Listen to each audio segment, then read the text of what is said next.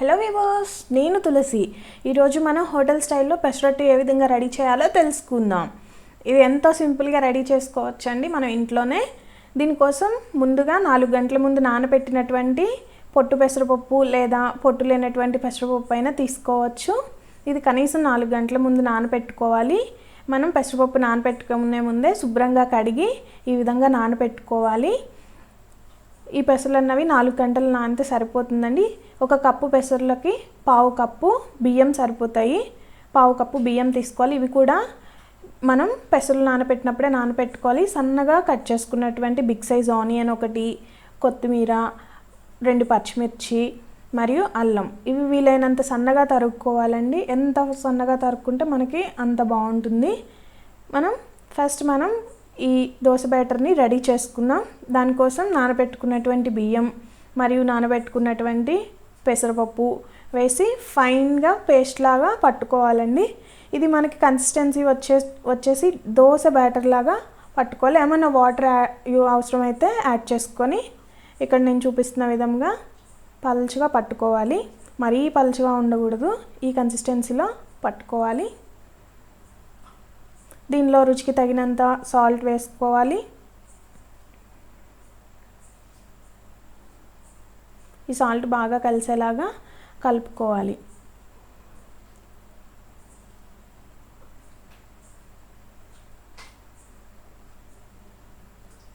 ఇప్పుడు స్టవ్ వెలిగించుకొని నేను దోశ పెనం పెట్టుకుంటున్నాను.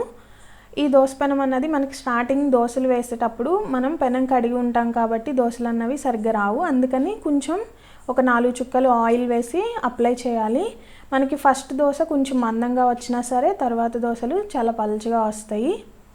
మనం పెనం వేడెక్కేలోపు ఈ ఆనియన్, పచ్చిమిర్చి, కొత్తిమీర మరియు అల్లం ముక్కలు మొత్తం మిక్స్ చేసుకోవాలి. ఇక్కడ నేను చూపిస్తున్న విధంగా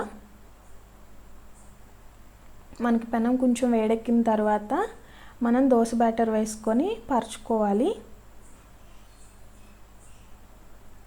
వీలైనంత పలుచగా పరుచుకోవాలి. మనకి ఫస్ట్ వేసే దోశ కొంచెం మందంగా వచ్చినా సరే సెకండ్ టైం నుంచి చాలా పలుచగా వస్తాయి. ఈ విధంగా దోశ బ్యాటర్ పరుచుకున్న తర్వాత దాని మీద కలిపెట్టుకున్నటువంటి ఆనియన్, పచ్చిమిర్చి మరియు అల్లం, పుదీనా ఇవి మొత్తం వేసుకోవాలి. ఈ విధంగా స్ప్రెడ్ చేసుకున్న తర్వాత కొంచెం ఒక స్పూన్ ఆయిల్ అన్నది మనం పైన వేసుకోవాలి దోశ మీద.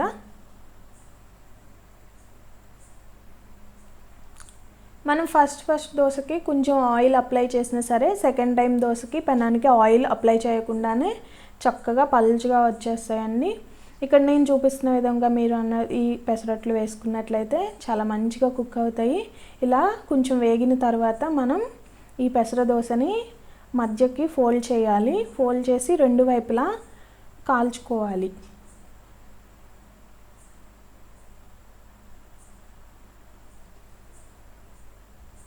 ఈ విధంగా ఒక పక్క వేగిన తర్వాత రెండో వైపు కూడా తిరిగేసి కాల్చుకోవాలి. అలా కాల్చుకున్నట్లయితే మనకి లోపల ఆనియన్స్, అల్లం ఇవన్నీ మంచిగా దోశకి పడతాయండి. మంచి టేస్ట్ వస్తుంది.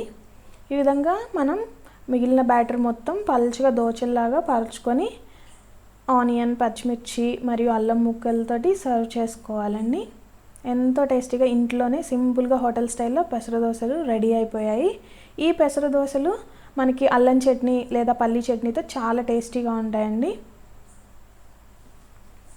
మరిన్ని వీడియోస్ కోసం మరియు టిప్స్ కోసం మా ఛానల్ని సబ్స్క్రైబ్ చేసుకోగలరు. ధన్యవాదములు.